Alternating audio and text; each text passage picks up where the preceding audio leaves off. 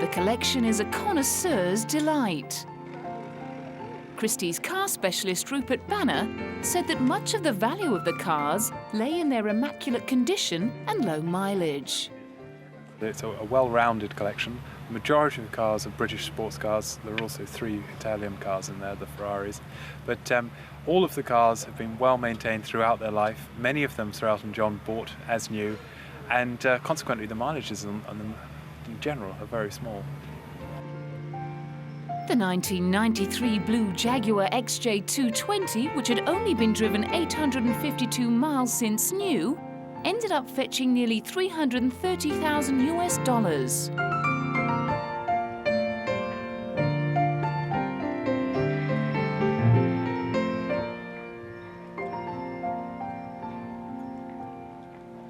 One of the collection's greatest prizes was this 1973 Rolls-Royce Phantom 6, which went for $223,000.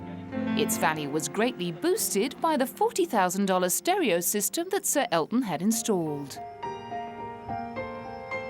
Also for sale was the black 1987 Bentley, which Elton John drove to the funeral of the Princess of Wales.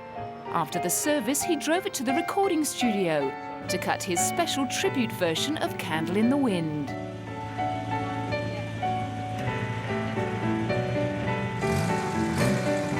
The sale of the precious collection was thrust upon the flamboyant singer as a result of losing a multi-million-dollar court battle against his former manager. During the court case, it emerged that his extravagances had cost him almost $55 million in less than 2 years, with almost $400,000 of that going on flowers to spruce up his homes in London, Venice, Windsor and Nice in France. Coming up next, Christian Dior.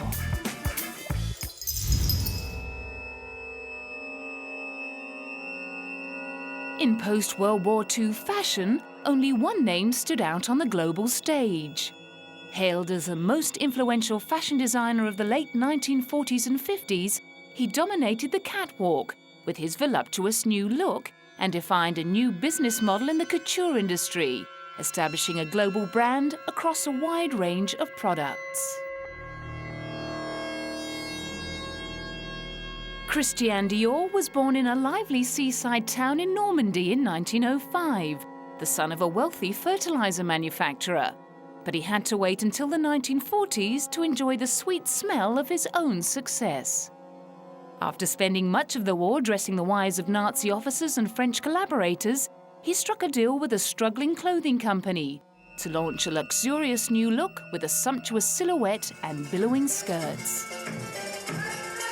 The look was influenced by the Belle Epoque ideal of long skirts, tiny waists and beautiful fabrics that his mother had worn in the early 1900s. His couture house was inundated, with orders from celebrities such as actress Rita Hayworth and prima ballerina Margot Fonteyn. Dior had put Paris back on the fashion map. One of Dior's biggest fans, Christian Lacroix, remembers his idol was so famous in France at the time that it seemed he wasn't a man but an institution. And the excitement he generated with his collections of luxurious clothes with soft shoulders, waspy waists and full flowing skirts was compounded by his incredible commercial instincts. When a US hosiery company made an offer for the rights to manufacture Dior stockings, he proposed waiving the fee in favor of a percentage of the product's sales, thereby introducing the royalty payment system to fashion. Throughout the 1950s, Christian Dior remained the biggest and best-run haute couture house in Paris. And when the designer died in 1957, French newspaper Le Monde remembered him as a man who was identified with good taste, the art of living, and refined culture that epitomizes Paris to the outside world. His mantle was taken up by young protégé Yves Saint Laurent, who remained faithful to Dior's meticulousness, perfect proportions, and exquisite fabrics, while making the design softer, lighter, and easier to wear. He was replaced in 1960 with Marc Bowen, who imbued the collections with a much more conservative style, designing many famously elegant ball gowns and evening dresses in exotic fabrics. He became a favorite with fashion icon and First Lady Jackie Kennedy, and introduced the first sporting lines to the Dior wardrobe. In 1996, the responsibility of styling the Dior empire went to the Gibraltar-born British designer John Galliano, whose iconoclastic style has won him a host of famous fans.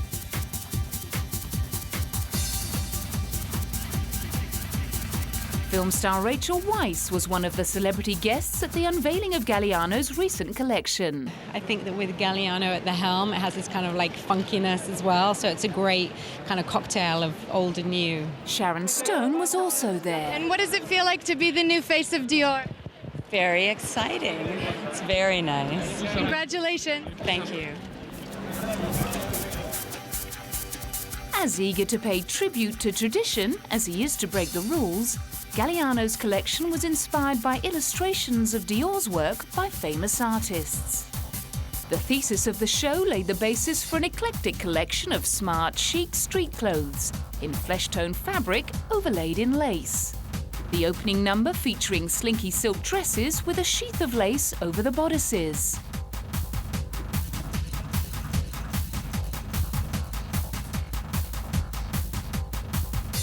Another dress had a trompe-l'oeil print that from afar resembled a t-shirt under a lacy top. Another one-shouldered dress had lingerie touches. It's all a mere walk in the park for the prolific John Galliano, who designs a staggering 12 collections a year. Dior's flagship boutique in Paris is a veritable superstore where customers queue for everything from couture wedding dresses to shoes and fragrances, ever anxious to buy into the image of the house that Galliano has recreated.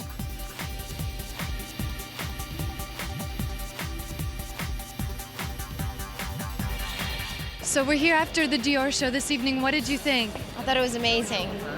The music, the models, the costumes, the design, it was amazing.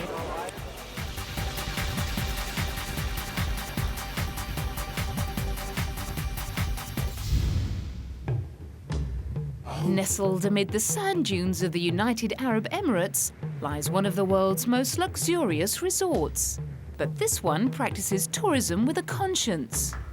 Dubai's Al Mahar Resort is classified as one of the leading small hotels in the world.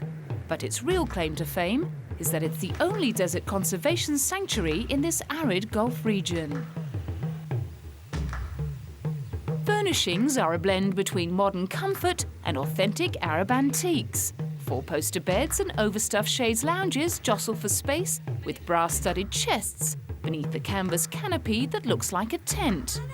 Binoculars and easel and oils add a luxurious touch.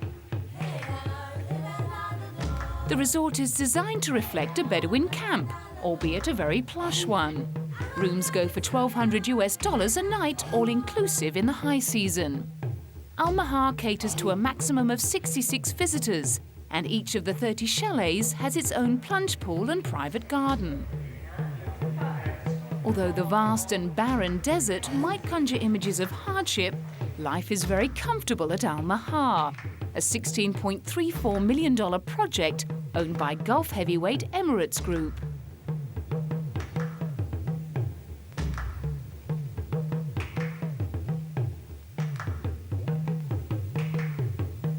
Established in March 2000, Al Mahar is set within a 25 square kilometre reserve that is home to more than 40 species of flora and fauna, including the oryx that is now extinct in the wild. The reserve has introduced some species that were destroyed by the camels that were farmed here. Probably the first and foremost is that it uses every single conceivable environmentally friendly system that you can find, from 100% water recycling through to solar energy wherever we can use it, right through to the fact that all the chemicals, detergents, even the guest amenities are 100% biodegradable. We run the systems like that. We are trying to limit our impact on the habitat, and this is really a model for anyone on design and design technique. What also makes it special is the first one that's ever been done in the desert. And from both the guest point of view and from the business point of view, the one thing that makes it special is that the guest visiting here supports our business. and their contribution goes into conservation. Other species that have been reintroduced include the Acacia nilotica, or scented thorn bush, and the so-called firebush that has natural built-in pyrotechnics. The oryx, which was released in the desert in 1999, breeds in the reserve, and their numbers have increased so much that Al-Mahar has established feeding stations for them. Now, foxes' holes and rodent homes riddle the sands, while different species of gazelles laze amid the dunes under the winter sun. Two of the species that roam free in Al-Mahar include the shy sandy brown Dorcas gazelle and the skittish Reen gazelle. Al-Mahar, named after the rare Arabian oryx it protects, is a 45-minute drive into the desert outskirts of cosmopolitan Dubai, the bustling trade and tourism hub of the oil-rich United Arab Emirates. A low-voltage fence surrounds the reserve to prevent camels, animals that are not indigenous to this area, from straying in and the protected species from wandering out, ensuring that Al-Mahar's guests can enjoy a natural habitat while lolling in their own luxurious environment. And while indulging themselves in five-star luxury and the beauty of nature, guests at Al-Mahar Resort can relax in the knowledge that they are also nurturing the environment. Coming up next, the world's biggest yacht. The Vosper Thornycroft Yard in Southampton is famous for building naval ships. Now, alongside the frigates and minesweepers, a giant sailing yacht has gradually taken shape. Construction of the world's largest motor yacht is rumoured to have cost a whopping £33 million. Not least because she's made from a revolutionary new composite material that is lighter but as strong as steel. It gives a lighter structure for an equivalent strength. It gives a built-in acoustical and thermal advantage because you're creating a sandwich of materials rather than a thin skin like alloy or steel is. The last word in luxury sailing is called the Mirabella 5, and it's the brainchild of British designer Ron Holland, weighing in at 765 tons. Under sail, it will be the biggest and most powerful yachting machine ever designed, although probably not for long, as rival designers say there's no technical limitation to the size that pleasure yachts could reach. This drawing of the dreamboat gives some idea of the Mirabella 5's dimensions. The world's biggest sloop has a hull big enough, wide enough and deep enough to take several London buses. On completion of the 75-metre hull, the yacht will be fitted with a mast more than 90 metres high. The design is outstanding. Its size is going to allow for much greater speed, because on a big boat like this, it's its length that determines its speed. And the way the keel is designed and the bottom is designed, this boat will perform very well upwind as well, which is something most big boats don't do. The Mirabella 5 boasts 6 staterooms, king-size bedrooms, ensuite bathrooms, satellite TV, a cinema, gym and sauna all included, and all serviced by a permanent 12-member crew. We're going to achieve a launch at the end of November. Shortly after that, the vessel will go to Portsmouth and we will step the mast, which means fitting a 90-metre tall mast, a huge structure that we're building at another of our shipyards, and people will then see for themselves the true size of the ship. The ultimate sailing machine may be built for speed, but the yacht is designed mainly for the super-rich to cruise the Caribbean and the Mediterranean. The Mirabella 5 will be hired out for charters.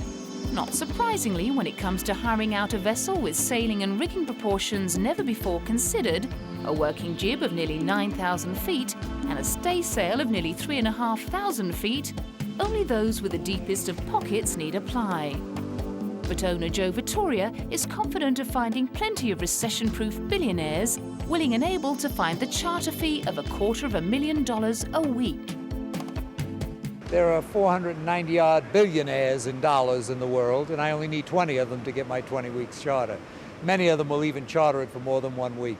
But forget the billionaires. There are a lot of people out there that have the kind of money that's necessary to have a holiday that's going to cost maybe $500,000 by the time it's over.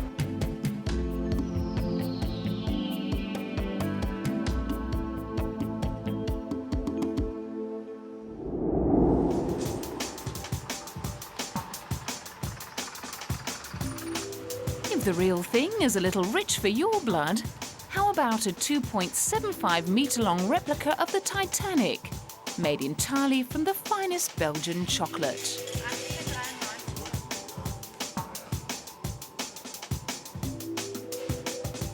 More than 90 years after the luxury liner sank, it resurfaced in Germany. Berlin's traditional chocolate makers, Fassbender and Rausch, known for their extravagant creations, built the ship at a scale of 1 to 100. When the chocolate version of the ill-fated ship was unveiled in Berlin, it was clear the confectioners had considered every single detail.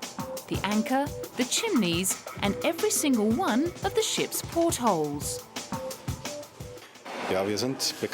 We are known to make buildings out of chocolate, and so far we've always created buildings in Berlin, like the Brandenburg Gate, the Reichstag, or the Church of Remembrance. One day there was a magazine here with pictures and a blueprint of the Titanic. So we asked ourselves whether it would be possible to reconstruct this gigantic ship on a 1 to 100 scale. It took about 1 year, but we succeeded. To build the ship, it took a lot of time, great instinct, and lashings of chocolate. And of course, Rausch and his confectioners didn't even forget the rescue boats. We started dealing with the ship's structure and realized that we had to make the ship's bottom 2.75 meters out of solid chocolate. We then added the top, made special molds, and filled those with chocolate. At the end, we had about 1,200 single pieces, which then had to be connected, all stuck together with chocolate. The detail on the ship is completely to scale, even down to the ship's propellers, which look metallic, but were made of chocolate and then coated with golden food colouring. Alongside the Titanic, there are enough spectacular items on display in the shop to satisfy even the most voracious chocoholic appetite. Most of them are famous symbols of the German capital, Berlin, such as the Reichstag and a 1.5-metre tall chocolate replica of the Brandenburg Gate. And whether it's chocolate or couture that turns you on, I hope we've satisfied your desire. At least until next time, when we'll be pampering you on the poop deck of the Queen Mary II and catching up with the legendary Armani. Before a luxury stopover at Rodeo Drive and ending up at London's most decadent hotel.